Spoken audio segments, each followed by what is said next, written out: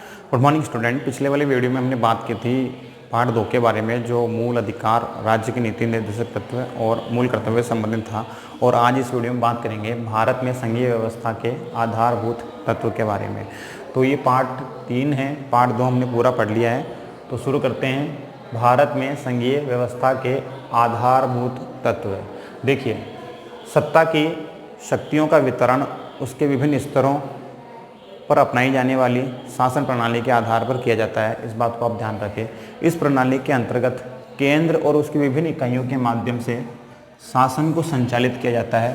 केंद्र और उसकी विभिन्न इकाइयों के माध्यम से शासन को संचालित किया जाता है। संघीय जो शासन व्यवस्था है वो 2 प्रकार की होती है। पहली जो है ऐसी व्यवस्था जिसमें अनेक संप्रभु इकाइयों का एक हो जाना, ये एक प्रकार का संघीय संघवाद है। दूसरी बात करते हैं, एक बड़ी राजनीतिक इकाई की कार्यकुशलता की दृष्टि से अलग अलग इकाइयों में विभाजित कर देना, ये दूसरा संघवाद है। जो पहला संघवाद है अनेक संप्रभु इकाइयों का एक हो जाना, इसका उदाहरण है अमेरिका, जो अनेक संप्रभु इकाइयाँ मिलकर जो शासन करती हैं उसका उदाहरण अमेरिका है। और जो दूसरा जो है राजनीतिक, एक बड़ी राजनीतिक इकाई की कार्यकुशलता की दृष्टि से शासन को अलग अलग विभाजित कर देना, उसका उदाहरण भारत है।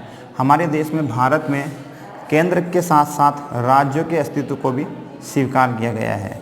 तो भारत जो है वो संघात्मक शासन व्यवस्था का उदाहरण है। इस बात को ध्यान रखें। अब बात करते हैं संघवाद को लेकर। जो संघीय व्यवस्था के जो तत्व हैं हमारे, उसके अनुसार भारतीय संविधान में क्या प्रावधान किए गए, इस विषय में बात करते हैं। में संघीय शासन व्यवस्था के आधारभूत तत्व, जिसमें पहला है शासन की शक्तियों का विभाजन। भारतीय संविधान के अनुच्छेद 246 के अंतर्गत भारत में केंद्र और राज्यों के बीच में शक्तियों का स्पष्ट विभाजन किया गया है। इसके तहत 3 प्रकार की सूचियां बनाई गई हैं, जिसमें पहला है संघ सूची, दूसरा है राज्य सूची, और तीसरी जो सूची है वो है समवर्ती सूची। ये 3 सूचियां बनाई गई है जो केंद्र और राज्यों के बीच में शक्तियों का विभाजन करती है, जिसमें पहला है संघ सूची। संघ सूची के अंतर्गत 97 विषयों को शामिल किया गया है, अर्थात ऐसे विषय जिसमें केवल और केवल संसद को ही नियम बनाने के अधिकार हैं, और वह विषय 97 हैं। और जो दूसरी सूची है वो राज्य सूची में 66 विषयों को शामिल किया गया है। और राज्य सूची के अंतर्गत 66 विषय ऐसे हैं जिस पर केवल और केवल राज्य सरकारें ही नियम बना सकती है। और तीसरा है समवर्ती सूची से आशय ये है केंद्र, ऐसे विषय जिस पर केंद्र और राज्य दोनों मिलकर नियम बना सकते हैं। ऐसे विषय 47 ऐसे विषय जिस पर केंद्र सरकार और राज्य सरकार दोनों मिलकर नियम बना सकते हैं। तो ये तो था शक्तियों का स्पष्ट विभाजन, जिसका उल्लेख भारतीय संविधान के अनुच्छेद 246 में मिलता है, और 7वीं अनुसूची में इसको 7वीं अनुसूची में समाहित किया गया है। दूसरा जो हमारा जो बात है, दूसरा जो हमारा टॉपिक है वो है निष्पक्ष एवं स्वतंत्र न्यायपालिका। इसके तहत केंद्र और राज्यों के बीच में अगर किसी बात को लेकर विवाद हो जाए, तो ऐसी स्थिति में भारत में स्वतंत्र रूप से एक स्वतंत्र न्यायपालिका की स्थापना की गई है, जो केंद्र और राज्यों के बीच में हुए विवादों का निपटारा करती है। तीसरा जो हमारा टॉपिक है इसी में संघीय शासन व्यवस्था के आधारभूत तत्वों में संविधान की सर्वोच्चता। हमारे देश में, भारत देश में किसी को प्रधानता नहीं दी गई है, कोई भी महत्व नहीं है। हमारे देश में सबसे सर्वोच्च संविधान को माना गया है। संविधान से ही सभी जो हमारे राजनीतिक पद हैं और जो भी हमारे जो प्रशासनिक पद है, उन सभी पदों को जो शक्तियां हैं वो संविधान से प्राप्त होती है। इसलिए संविधान को सर्वोच्च माना गया है। संविधान जनता की मांग पर बनाया गया था, इसलिए जनता सर्वोच्च है, और जनता के आधार पर संविधान की सर्वोच्चता को स्वीकार किया है। जो भी अधिकार लोगों को प्राप्त होंगे, जो भी कार्य करने होंगे, वो संविधान के दायरे में रहकर करने होंगे। इस बात को आप ध्यान रखें। चौथा है एकल नागरिकता। एकल नागरिकता से आशय है कि नागरिकों को एक प्रकार की नागरिकता दी जाएगी।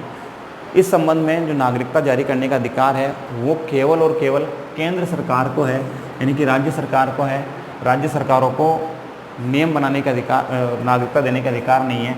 नागरिकता केवल और केवल भारत सरकार ही जारी कर सकती है, केंद्र सरकार के द्वारा ये नागरिकता दी जाती है। राज्यों को नागरिकता देने का अधिकार नहीं है। ये ऐसा क्यों है? ये ऐसा इसलिए है कि कहीं ना कहीं संविधान निर्माताओं के मन में ये मंशा रही होगी कि कहीं आगे आने वाले समय में भारत की एकता और अखंडता कहीं विभाजित न हो जाए, इसलिए उन्होंने एकल नागरिकता का प्रावधान किया। 5वां है हमारा, केंद्रीय व्यवस्थापिका में राज्यों का सदन, जिसे राज्यसभा कहते हैं। हमारी जो संसद है, संसद के 2 सदन होते हैं, आप जानते हैं, लोकसभा और राज्यसभा। राज्यसभा में जो लोग चुनकर जाते हैं वो राज्यों का प्रतिनिधित्व करते हैं, यानी कि हर राज्य में जनसंख्या के आधार पर जो मेंबर चुन के जाते हैं वो राज्यसभा के मेंबर होते हैं, और उन सभी का जो कार्यकाल है वो 6 वर्ष का होता है, और ये सभी राज्यों का प्रतिनिधित्व करते हैं। कहाँ पर? केंद्रीय व्यवस्थापिका में, संसद में राज्यों का प्रतिनिधित्व करते हैं। जिस प्रकार अमेरिका में सीनेट चुने जाते हैं, उसी प्रकार हमारे देश में राज्यसभा के लिए जो मेंबर चुने जाते हैं वो व्यवस्थापिका में राज्यों का प्रतिनिधित्व करते हैं। तो अगला जो हमारा छठा है वो है राज्यों में राज्यपाल का पद। केंद्र सरकार की ओर से राज्यों में जो राज्यपाल का पद, राज्यपाल भेजे जाते हैं, उसे स्पष्ट होता है राज्यपाल क्या है। वो केंद्र सरकार का एक एजेंट है जो राज्य सरकार पर नियंत्रण और कंट्रोल रखता है। समय समय पर वो इस बात को चेक करता रहता है कि संबंधित राज्य में संविधान के अनुसार कार्य हो रहे हैं या नहीं, संविधान को महत्व दिया जा रहा है या है या नहीं, लोक व्यवस्था को कहीं नुकसान तो नहीं हो रहा है। इन सभी बातों को ध्यान में रखते हुए राज्यपाल की नियुक्ति राज्यों में की जाती है। हालांकि राज्यपाल का पद समय समय पर विवादित भी रहा है। बात करते हैं 7वां हमारा जो एकात्मकता का प्रभाव। हमारा जो संविधान है उसमें जो शक्तियां हैं वो केंद्र सरकार को ज़्यादा दी गई है बजाय राज्यों के मुकाबले में। राज्यों को जो अधिकार हैं वो एक सीमित दायरे में दिए गए हैं, और ज़्यादा जो हमारा शक्तियों को झुकाव है वो केंद्र की ओर है। इससे ये स्पष्ट होता है कि भारत में क्या है, एकात्मकता। देखिए, संघीय शासन व्यवस्था के बावजूद भी भारत एक एकात्मक शासन व्यवस्था वाला भी देश है। वो कैसे? भारतीय संविधान में संघात्मक शक्तियों के साथ साथ एकात्मक शक्तियों का भी समावेश किया गया है। वो कैसे है? देखिए, भारत में एक संविधान की सर्वोच्चता है। इसका आशय है कि भारत में केवल संविधान जो है वो केवल एक ही है, राज्यों का पृथक से संविधान नहीं है, राज्यों का अलग से संविधान नहीं है। इस बात से स्पष्ट होता है भारत एकात्मक शासन व्यवस्था वाला देश है। इस पर ये स्पष्ट हो जाता है। दूसरा जो है अवशिष्ट शक्तियाँ। कुछ ऐसी अवशिष्ट शक्तियों से आशय ये है कि ऐसी शक्तियाँ, ऐसे विषय जो तीनों सूचियों में नहीं है, ऐसे संबंध में जो कानून बनाने का अधिकार है वो केवल और केवल केंद्र सरकार को है, संसद को है, राज्य विधानमंडलों को इस बारे में कोई अधिकार नहीं है। इस बात का उल्लेख अनुच्छेद 248 में किया गया है। अनुच्छेद 248 में इस बात का उल्लेख है कि ऐसे विषय जो तीनों सूचियों में समाहित नहीं है, संघ सूची, राज्य सूची और समवर्ती सूची में भी नहीं है, उन विषयों पर कानून बनाने का जो अधिकार है वो केवल और केवल संसद को है, और ऐसी शक्तियों को अवशिष्ट शक्तियाँ कहा गया है। इस बात को आप ध्यान रखें। तीसरा जो है, संविधान में संशोधन करने की जो शक्ति है वो केवल और केवल संसद को ही है, यानी कि केंद्र सरकार को ही है। राज्यों को संविधान में संशोधन करने का कोई अधिकार नहीं है। संसद ही समय समय पर संविधान में संशोधन कर सकती है, उसमें नए प्रावधान कर सकती है। समय के अनुसार जो उसमें संशोधन करने के जो कार्य किए जाते हैं वो केवल और केवल संसद के माध्यम से किए जाते हैं। इस बात को भी आप ध्यान रखें। भारतीय संविधान का अनुच्छेद 368 इस बात का अधिकार देता है, संसद को अधिकार देता है कि संसद ही क्या कर सकती है, संविधान में संशोधन कर सकती है। इस बात का उल्लेख अनुच्छेद 268 में किया गया है। समय समय पर संविधान में संशोधन करें, इस बात का उल्लेख अनुच्छेद 268 में संसद का ये कार्य है कि वो समय समय पर संविधान में संशोधन करे समय की मांग के अनुसार। इस बात का उल्लेख अनुच्छेद 268 में किया गया है। शक्तियों का स्पष्ट विभाजन आपने पहले पढ़ा भी। शक्तियों का स्पष्ट विभाजन 3 प्रकार की जो सूचियाँ बनाई गई है, उसमें संघ सूची में अभी भी बात की थी आपने, 97 विषय हैं, और राज्य सूची में 66 विषय हैं, और समवर्ती सूची में 47 विषय हैं।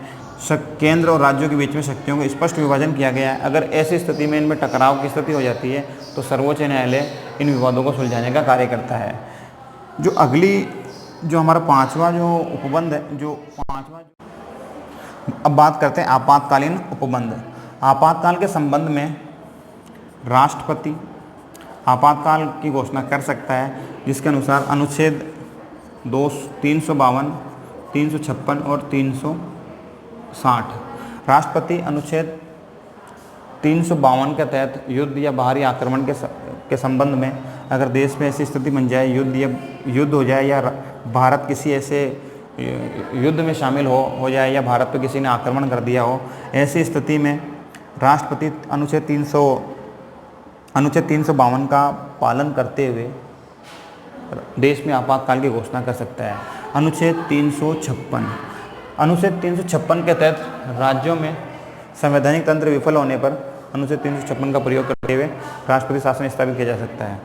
और अनुच्छेद 360 के तहत वित्तीय आपातकाल का प्रावधान किया गया है। देश में अगर आर्थिक संकट आ जाए, ऐसी स्थिति में राष्ट्रपति अनुच्छेद 360 का प्रयोग करते हुए वित्तीय आपातकाल की घोषणा कर सकता है।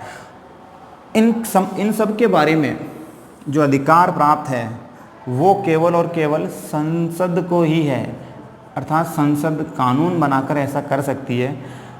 राज्यों को आपातकाल के संबंध में कोई अधिकार नहीं है। आपातकालीन उपबंध के बारे में राज्यों को कोई अधिकार नहीं दिए गए हैं। केवल जो अधिकार प्राप्त है वो केवल और केवल संसद को प्राप्त है। इससे ये स्पष्ट होता है कि भारत एकात्मक लक्षण वाला देश है। अगले छठा जो भारतीय शासन व्यवस्था का एकात्मक लक्षण वो है राज्यसभा में राज्यों का प्रतिनिधित्व। राज्यसभा में हमारी व्यवस्थापिका में यानी संसद में राज्यों का भी प्रतिनिधित्व किया जाता है और वहाँ राज्यसभा में जो लोग चुने जाते हैं वो जनसंख्या के आधार पर अपने अपने राज्य का प्रतिनिधित्व करते हैं। इससे स्पष्ट होता है कि राज्यों से भी लोगों का चुना जाना भारतीय एकात्मक शासन व्यवस्था का उदाहरण है। एकल नागरिकता देने के संबंध में जो कानून बनाने का अधिकार है वो केवल और केवल संसद को है। राज्यों को पृथक से नागरिकता देने का अधिकार नहीं है। नागरिकता केवल और केवल भारत सरकार दे सकती है। राज्य सरकारों को किसी भी प्रकार से नागरिकता देने के संबंध में कोई अधिकार नहीं है। हम सभी भारत के नागरिक क्या कहे जाते हैं, राज्यों के नागरिक नहीं कहे जाते हैं। इस बात को आप ध्यान रखें। अगला है एकल न्यायपालिका। एकल न्यायपालिका से आशय है कि भारत के सभी जो न्यायालय सभी प्रकार के जो न्यायालय हैं वो सभी न्यायालय केवल जो सर्वोच्च न्यायालय हमारा सुप्रीम कोर्ट है उसके निर्देशानुसार ही कार्य करेंगे। उसके अनुसार ही भारत में जो न्यायपालिका का जो सिस्टम बनाया गया है उन सर्वोच्च न्यायालय को सबसे ऊपर रखा गया है और बाकी जो न्यायालय हैं वो सर्वोच्च न्यायालय के अधीनस्थ न्यायालय कहलाते हैं। फेडरल सिस्टम इसको कहा गया है। यानी कि जो हमारा एकल न्यायपालिका है वो इस प्रकार से है कि सर्वोच्च न्यायालय सबसे ऊपर है। अंतिम जो निर्णय है कानून के संबंध में वो केवल और केवल सर्वोच्च न्यायालय का हो सकता है। कानून निर्माण के संबंध में अंतिम जो निर्णय है वो केवल और केवल सर्वोच्च न्यायालय का होता है। इससे स्पष्ट होता है कि कहीं ना कहीं ये एकल न्यायपालिका होने से भी भारत एकात्मक शासन व्यवस्था वाला देश है। राज्यों को अलग होने का अधिकार नहीं। भारतीय संविधान का अनुच्छेद 1 पहला अनुच्छेद है वो यही कहता है भारत अर्थात इंडिया राज्यों का संघ होगा। भारत अर्थात इंडिया जिसे इंडिया भी कहा गया है राज्यों का संघ होगा। भारत को राज्यों का संघ कहा गया है। ये India is union of the state. इस शब्दावली से ये स्पष्ट होता है कि भारत में किसी भी राज्यों को भारत से अलग होने का अधिकार नहीं है। यानी कि यूनियन ऑफ द स्टेट यानी कि राज्यों का संघ। इससे स्पष्ट हो जाता है कि भारत में जो हमारे जो राज्य हैं उनको भारत से अलग होने का अधिकार नहीं है। इस बात को आप ध्यान रखें। 10वां और अंतिम जो हमारा हुआ है सीमाओं में परिवर्तन राज्यों की सहमति से नहीं हो सकते। राज्यों की सहमति उसमें आवश्यक नहीं है। संसद अगर किसी भी राज्य की सीमाओं में बदलाव करना चाहती है तो ऐसे में एक साधारण बहुमत से बिल पास करके ऐसा वो कर सकती है। इसमें राज्यों की सहमति आवश्यक नहीं है, उन राज्यों से सहमति लेना जरूरी नहीं है, नहीं हो सकता इस विषय में। किसी भी राज्य की, जैसे राजस्थान की सीमाओं में बदलाव करना है, ऐसे स्थिति में उनमें एक साधारण बिल से परिवर्तन किए जा सकते हैं, इस बात को आप ध्यान रखें। तो ये था हमारा तीसरा पार्ट जो भारत में संघीय आधारभूत संरचना के तत्व के नाम से था। इस पूरे पाठ में अब बात करते हैं इस पाठ के प्रश्नोत्तर की।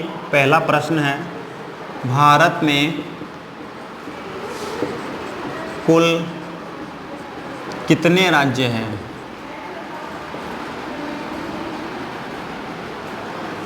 इसका उत्तर भारत में 29 राज्य हैं।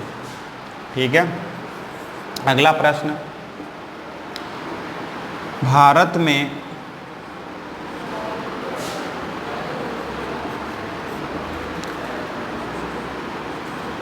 किस संस्था के द्वारा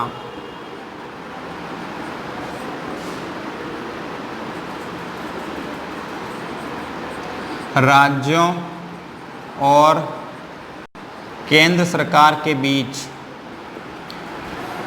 विवाद होने पर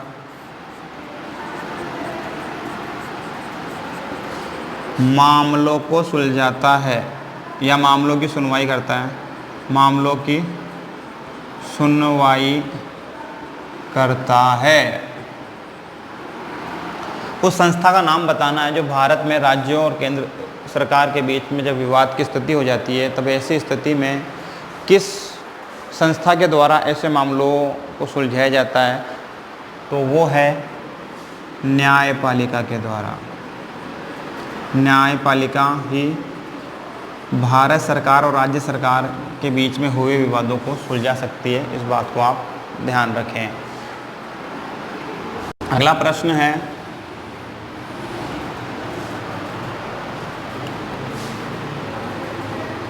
तीसरा प्रश्न, राज्य सूची में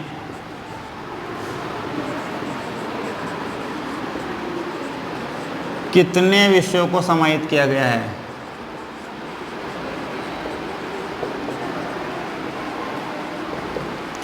कितने विषयों को समाहित किया गया है? तो इसका सही उत्तर है राज्य सूची में 66 विषयों को समाहित किया गया है। इस बात को आप ध्यान रखें। 66 विषय ऐसे हैं जिस पर केवल और केवल राज्य सरकार ही नियम बना सकती है, कानून बना सकती है, इस बात को आप ध्यान रखें। अगला प्रश्न,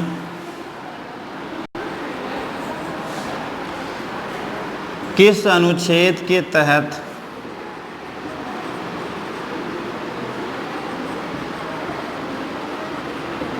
भारत में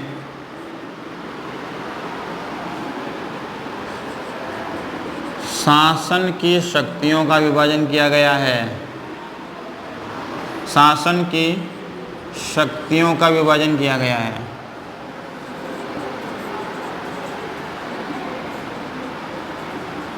इसका सही उत्तर है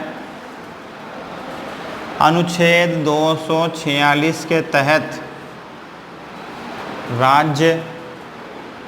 भारत में शक्तियों का विभाजन किया गया है।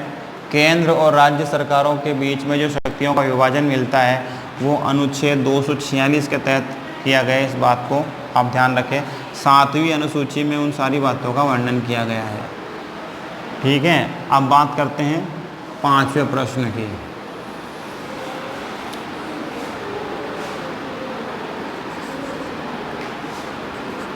अवशिष्ट विषयों पर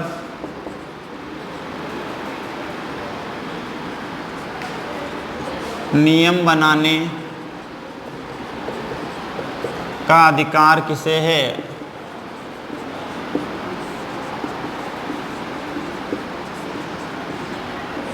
अवशिष्ट शक्तियाँ जब आपने पढ़ी थी तब हमने बात की थी अवशिष्ट शक्ति किससे कहते हैं। अवशिष्ट शक्तियाँ वे शक्तियाँ जो अवशिष्ट विषय वे विषय हैं जिसमें केवल और केवल कानून बनाने का अधिकार जो है वो संसद को है। और ऐसे विषय कौन से हैं? ऐसे विषय जो न तो संघ सूची में शामिल किए गए हैं, न राज्य सूची में शामिल किए गए हैं और न ही समवर्ती सूची में शामिल किए गए हैं। समवर्ती सूची में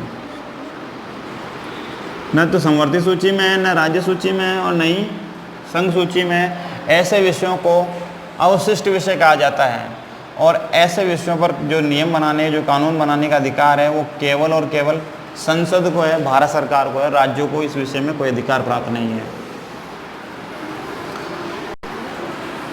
अगला प्रश्न,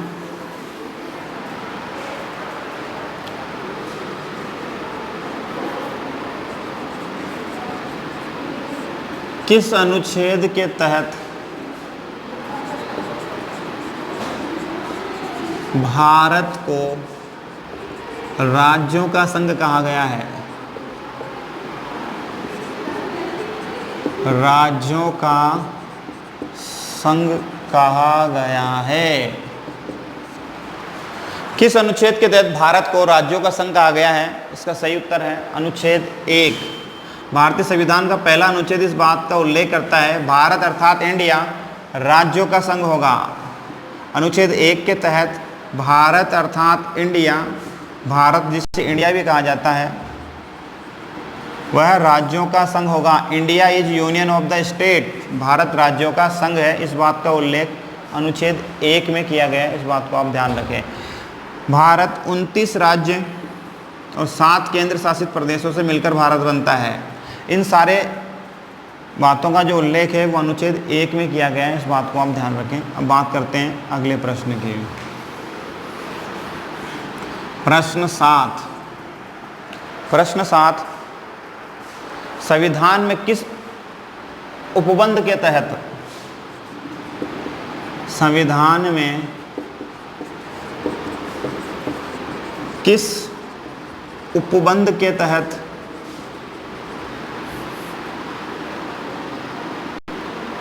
आपातकाल की घोषणा की जा सकती है?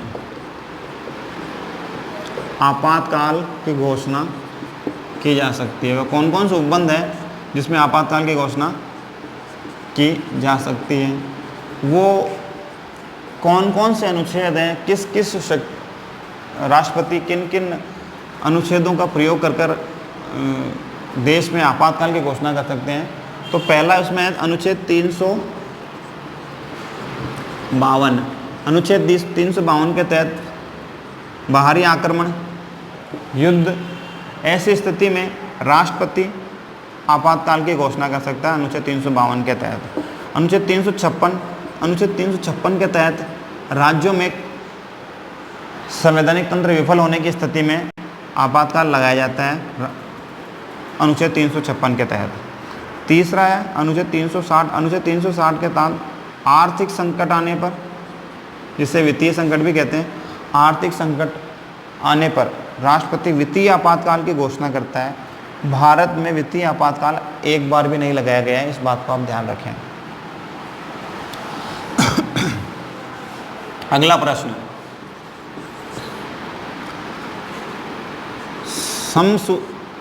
संघ सूची में कितने विषय शामिल हैं?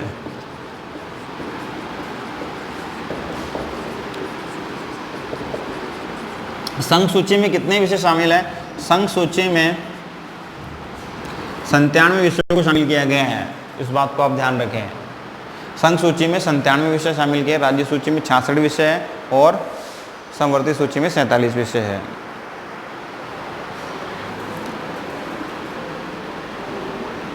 नवा प्रश्न, राज्यपाल की नियुक्ति कौन करता है? राज्यपाल की नियुक्ति कौन करता है? राज्यपाल की नियुक्ति किनके द्वारा की जाती है? राज्यपाल की नियुक्ति राष्ट्रपति के द्वारा राज्यों में की जाती है। राष्ट्रपति प्रत्येक राज्य में एक राज्यपाल की नियुक्ति करेगा, इस बात को उल्लेख भारतीय संविधान में किया गया है। 10वां प्रश्न, राष्ट्रपति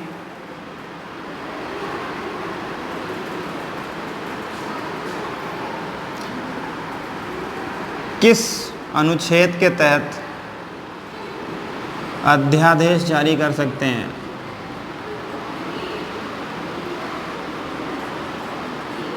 अध्यादेश जारी कर सकते हैं। किस अनुच्छेद के तहत राष्ट्रपति अध्यादेश जारी, अध्यादेश किसे कहते हैं? अध्यादेश से आशय यह है कि जब संसद का सत्र बंद हो, संसद काम नहीं कर रही है और वर्तमान समय में ऐसी परिस्थिति बन गई है कि तुरंत कोई किसी विषय पर काम करना है, उस पर नियम बनाने हैं, तो ऐसी स्थिति में राष्ट्रपति एक अध्यादेश जारी करते हैं। उस अध्यादेश को 6 महीने तक ही अंतिम कानून माना जाता है। उसके बाद में जब संसद का सत्र शुरू होता है तो फिर उस पर चर्चा करके उसको अंतिम रूप दिया जाता है। तो ऐसी स्थिति में किस अनुच्छेद में इस बात का उल्लेख है? तो इसका सही उत्तर है अनुच्छेद 1, 2, 3, यानी कि अनुच्छेद 1, 2, 3, 123। अनुच्छेद 123 के तहत राष्ट्रपति अध्यादेश जारी करने की शक्ति रखते हैं।